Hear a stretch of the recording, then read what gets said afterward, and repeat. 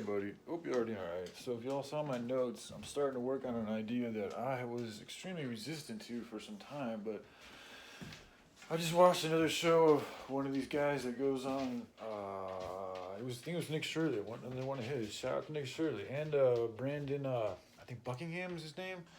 I've been watching them too, and they go on the streets and they talk to people and they see how things are going on the streets. And with the Nick Shirley episode, he was talking. It was in regards to the fentanyl situation. I think in Seattle, and he was talking to a chick who was she wasn't even homeless. She was just an addict who had been in that area to get her drugs, and she'd already done a little bit of drugs that day. And they're talking about addiction, and she's talking about the withdrawals and how she kind of feels like she can't quit, or she feels that way. But it's they go back in and forth. It's kind of a, to me, it's whenever the person in themselves truly finds the desire to quit. And even for myself, like, I still rely on lots of substances to get through my day. So it's levels of addiction for me. I've gone from a very high, intense level of consuming tons of kratom and kava throughout my day to now I'm using Suboxone and caffeine and tea and marijuana. I'm trying to get off the marijuana. That's the next thing I want to get out of my life. And then I'm going to slowly work on everything else. Hold on. Hey, guys. It's okay. Shy. It's all right. Anyway, back to the point, though. So this chick was sitting there talking with Nick Shirley, and she'd already done a little bit. She'd already smoked a little bit of fentanyl earlier, but it didn't really. This is the issue with the fentanyl specifically. It's life-threatening. These people are dying from this stuff, man, and it's also like rotting their bodies. Like, these dudes are walking around with cysts that are like their whole legs like gone, like about to be gone. Like, it's killing people. Like, not just like destroying the soul and the lives and fucking people's lives up and shit. It is killing people, killing them. It's fucking their heads up. Like, it's bad. And my point being, if you look at the Constitution, it is their duty is to help ensure a general welfare and to help protect and defend and to promote posterity and a well-being. That's not that. Okay? And they're allowing it. They're allowing the selling of these drugs. They're allowing people to use these drugs on a public sidewalk in the middle of everybody. It shouldn't be allowed. Okay, so, but if you make it illegal, then you're arresting people that have serious drug addictions that are going into a jail where they're likely going to experience crazy withdrawals, and like, that's not rehabilitation either. So, with the notes thing, my head's a little foggy, but I should have specified that with the arrests is going to come a mandatory rehabilitation. In fact, every person that gets arrested, especially if there's a suspicion that they're under any type of a drug influence, they need to have a medical supervision and they need to have a diagnostic to see where their health is at. And then based on that and their addictions and whatever issues they have, we get them the help they need holistically. That's how I feel about it. That's also why having a program where they could help out would be good for them too, because that's also something that I think it might have been, no, it wasn't her, it was somebody else. But one of the issues, it was a chick in Las Vegas who was homeless. She was talking about her idea, which has also been my idea, was to help give the homeless jobs. Like, why not have some type of a program where they can go and work a couple hours a day and get paid for that work? If they want to use that money to go and get high and do what they got to do, that's their choice. But that would take away, that would give them an opportunity to earn so that they didn't feel so hell-bent on stealing or having to beg or selling their body or whatever, however else it is that they get their money. And then on top of that, in Vegas, I don't know if it's everywhere, but in Vegas especially, there's a huge issue with the homeless being able to get their IDs. So it's like these people in Vegas are calling these people undesirables, and they're homeless, they're on the streets. And then there's a collection of these people on the streets that are trying to get their IDs, and the government, or the people in Las Vegas, are making it hard for them to get their birth certificates, their IDs, so that they can't even work, because you can't get a normal job unless you have an ID. So right then and there, they're making it literally almost impossible for these people to get off the streets, because they're making it impossible for them to practically get an ID. So that's another thing we need to do, is figure out a way to make immigration to this country much easier, and also to figure out who's who, like have some type of psychological test or something to just see where people's heads are at.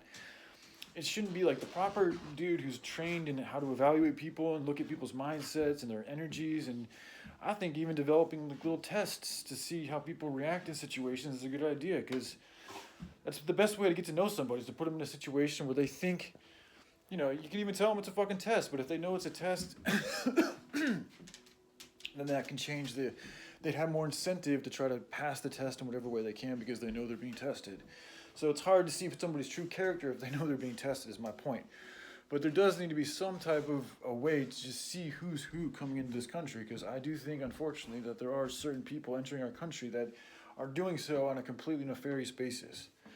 But I think that's the minority. I think the majority of people are truly doing it because they're trying to come here to better their lives. And we should try to help them better their lives. Because as long as they're helping to better their lives and they're working jobs that's going into to the government, then that's helping everybody, as well as themselves.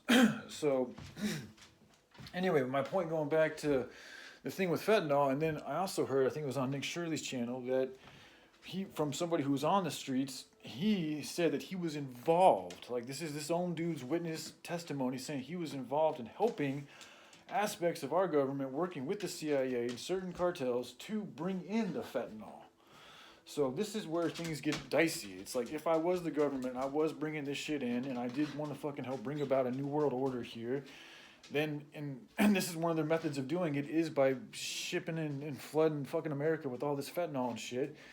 In order for that to really happen, they would have to have it being allowed. That if they tried to crack down on it and really make it illegal and really start arresting people for using it, and especially arresting the dealers, then that type of flourishing would be hindered, and their plan would not be able to really work if people really stood up, and the people in polices of power and enforcement were really able to put their foot down on people not using in public, arresting people for fentanyl, putting them in jail, getting them to rehabilitation centers. If that was like the main fucking force of the country, then I don't think we'd be seeing nearly as many fucking people dying from fentanyl, hooked on fentanyl, and all that shit. So I'm starting to lean towards it's like these people don't know what they're doing. Like, these people, that's what I'm saying. Going back to that chick, sorry, I got a little off tangent, but if you all watch that episode, maybe I'll try to share it with this, but that episode, 5 minutes later, she already got high once. She had gotten some more, and she's about to get high again, and she did get high again. And then she comes back into Nick's fucking video stream, and she's crying, and she's having like 2 people having to carry her because she's so fucked up she can't walk. And it's like, that's where it clicks. I'm like, this person cannot take care of themselves. And it's like, she literally had to tell 2 other people. They asked 2 other people to help watch her because there's so much thievery and fucked up shit going on, not to mention people getting raped and abused and killed, that they can't trust each other. So it's like, these people are getting super fucked up, and they're literally in a state where they're unaware of what's going on, to where you could easily steal and go into people's pockets, you could rape people, you could do all sorts of fucked up shit, and they wouldn't fucking know it all because they're so fucking high. And it's like, this is where it's gone too far. And in my opinion, that's where I think the good thing to do is to essentially, like, either tell them they gotta leave, but if you want to stay in this city, we can't allow this. Like, I'm not gonna, like, if that person was in my house, I would say this, dude, I'm not gonna let you stay in my house if you're gonna continue using this drug. That's exactly how I would do. I would say, like, if you're gonna, like, it's because I know what it's like. I know what it's like to be trapped in there. And I also know, like, if people would have came and intervened with my ass, like, especially if I'd gotten to a point where I'm nodding out like that and I got holes inside of my fucking body, I do think intervention, and look at Steve-O. That's what happened with Steve-O. People came in and intervened on Steve-O's behalf when he started crossing the line to where it looked like he was about to take his life.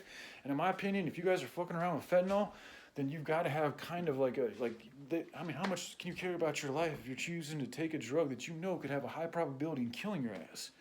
That's how serious it is. So, and then it's like, you got to think, if people are willing to consume and use this drug that could kill them, how much of a fucks do you really think they're going to care about other people? Not very much. And then they go into severe fucking withdrawals, which leads them into a place to where they do all sorts of crazy fucking shit just to get their fix. And then meanwhile, you got fucking the government, like, the main thing they seem to be doing is giving around clean syringes. But that's not solving the problem. And yeah, it is helping people not, get as many diseases, so I appreciate that. But it also is making it easier for them to get high. So that's an issue too.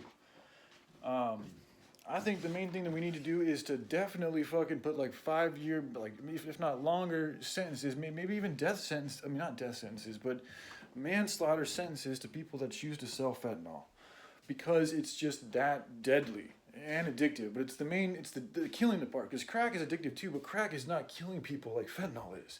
Fentanyl is killing motherfuckers, like straight up. And then again,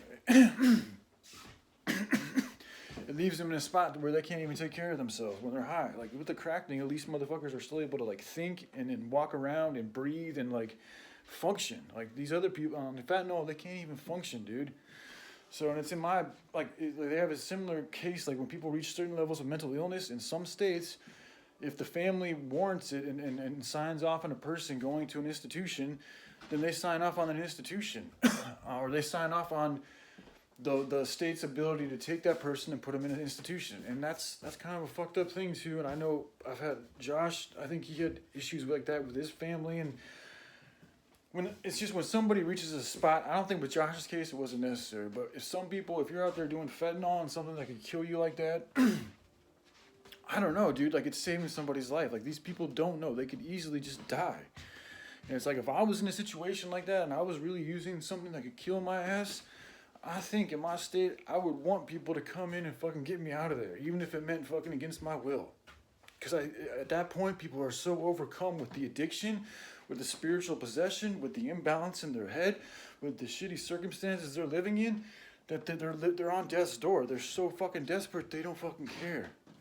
And it's like they have no other choice. They have no other way. They burn so many fucking bridges, or they're just so burnt out